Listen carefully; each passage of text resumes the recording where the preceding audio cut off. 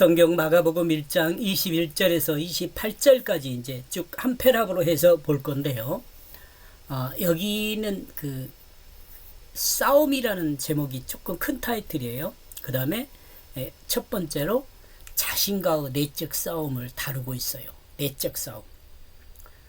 내적 싸움의 이 1차적인 관계에서 중요한 것은 귀신을 쫓아내는 거예요. 내 안에서 귀신을 쫓아내는 거.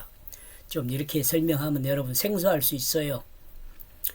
성경 말씀을 배우고 목사인데 뭔 나한테 귀신을 쫓아내냐 이렇게 생각하는데, 지금 여기서 말하는 것은 뭐냐면 그리스도인으로서 그 관계를 이제 쭉 설명을 했는데, 중요한 것은 뭐냐면 앞에서도 이제 그 종합해서 설명한 것은 보면은 뭐냐면 예수님의 제자들의 그 4명의 이름이 있잖아요. 그 이름을 가지고 연결해 보면 이렇거든요. 하나님 말씀을 듣는 시몬. 하나님 말씀을 듣는 시몬. 왜 그러냐면 시몬이란 말이 듣다에서 와요. 듣다. 이 베드로라고 이야기하지 않고 시몬이라고 이야기를 해요. 듣다에서 와요. 하나님 말씀을 듣는, 이 안드레란 말은 사람이란 말이거든요. 그러니까 하나님 말씀을 듣는 사람이 누구를 붙들고? 하나님을 붙들고. 얘 붙들고라고 야고보가 붙들잖아. 돌아서는 하나님의 발뒤꿈치를 붙들잖아요. 물론 이제 그 돌아서는 그 하나님의 사자라고도 말할 수 있지만, 하나님의 사자는 하나님이죠. 하나님의 일을 역사를 하는 거니까. 그래서 붙들고 야고보거든요. 그 다음에 하나님의 사랑을 받으면, 이 하나님을 사랑을 받는다는 건 이 요한이란 이름이 그 의미를 갖고 있어요. 이렇게 해서 시몬, 안드레, 야고보, 요한 요 이야기를 쭉 연결해서 좀 한 문장으로 만들면, 하나님 말씀을 듣는 사람이 하나님을 붙들고 하나님의 사랑을 받으면 세상의 세상의 세속적인 가치를 버리게 되는 것으로 이렇게 생각을 확장하여 정리할 수 있죠. 이 사람들은 다 어떻게 했어요? 세속의 그것을 다 끊었잖아요. 아버지도 버리고 장모, 그 다음에 집사람도 버리고 다 그렇잖아요. 새로운 모든 그물을 다 버리고 새로운 패러다임을 향하여 갔죠. 여기 새로운 패러다임은 이제 제자가 됐으니까 예수님이 만들어 줄 거예요. 이제 그렇게 됐는데, 이렇게 됐는데 이제 21절에서요. 20절 말고 21절에서 21절에서는 이제 그 1차적인 자신과의 내적 싸움이 있게 된다는 거죠. 자신과의 내적 싸움. 근데 이 내적 싸움은 귀신을 쫓아내는 거예요. 자, 한번 진행 가봅시다. 21절. 그들이 가버나움에 들어가니라. 예수께서 곧 안식일에 회당에 들어가 가르치시매. 이 개역 성경의 내용은요. 제가 번역한 것은 그리고 그들은 가버나움 안으로 들어가게 되어졌다. 그리고 그 안식일에 그 회당 안에 들어가 그는 가르치고 있다. 그는입니다. 그들이 아니고, 그들이 들어갔는데 그는 가르쳐요. 여기서 그는 예수님이죠. 여기서 복수를 사용하고 있으면 어디요? 그들이라고요. 있으면 예수님 혼자 들어간 것이 아니라 제자들과 같이 가버나움으로 들어간 것으로 봐야 합니다. 그리고 가버나움 회당으로 들어가서 가르친 것입니다. 예수님이 가르친 거예요. 이 가르침은. 가버나움이란 말은, 자, 여기서 가버나움이란 말은 가버라는 말에서 마을이에요. 가버라는 것이 마을이란 말이 의미거든요. 나움이라는 것은 위로자라는 것이에요. 위로자의 마을, 이렇게 함께 쓸 수 있겠죠. 나우무 동네란 의미가 있어서 나움서를 기록한 나우무 고향이란 전설도 있다고도 해요. 근데 이건 중요한 게 아니에요. 중요한 건 뭐예요? 위로자의 마을. 그거이 중요하죠. 그 의미가 중요하죠. 그러나 이 근거가 될 만한 자료는 아직 발견되지 못했다 그래요. 요 나움의 동네라는, 나움의 고향이라는 말에 대한 그 근거는요. 모르겠어요. 요거 지금 한 15년 가까이 됐으니까 요 지금 이 쓴 내용이 지금은 최근에는 어떻게 됐는가 모르겠네요.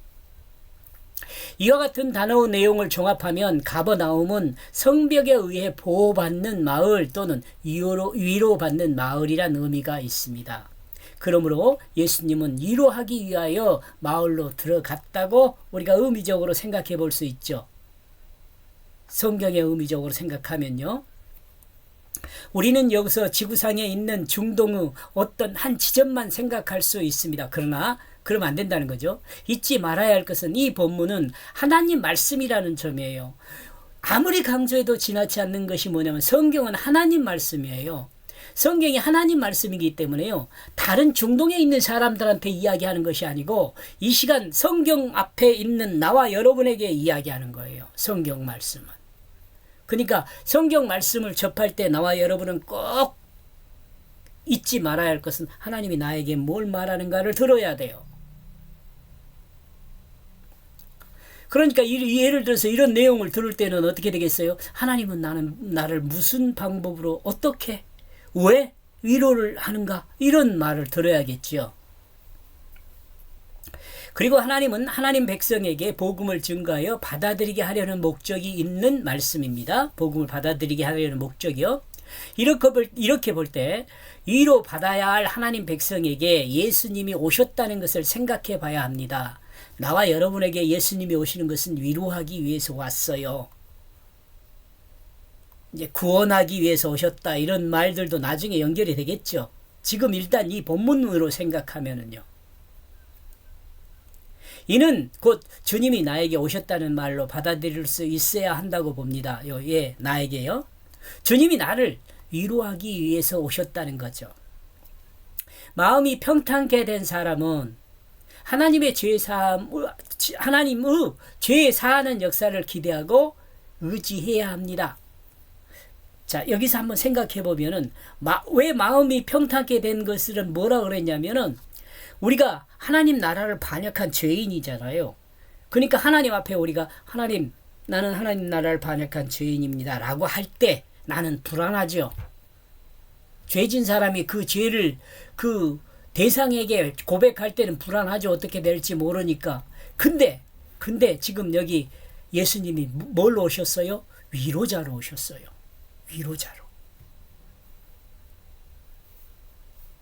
이때 하나님의 뜻을 따라 위로자가 주님으로 오셨습니다. 죄 사해 주실 그 주님이 오신 거죠. 그런데 말이죠. 이때는 안식일입니다. 우리는 안식일이라는 표현에서 예수님 당시 안식일에 행했던 모습을 짐작할 수 있도록 해줍니다. 예수님 당시 안식일에는 회당에 모여 하나님 말씀을 낭독하고 그 말씀을 따라 가르침을 받았던 그것을 알 수 있죠. 그리고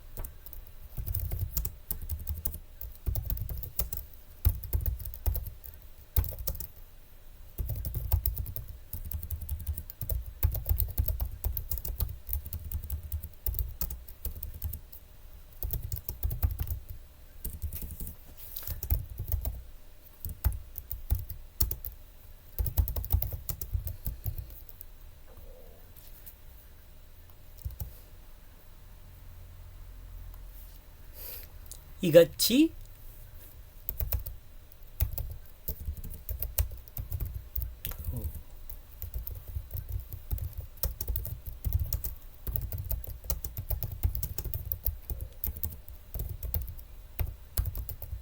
하나님 앞에 고백하면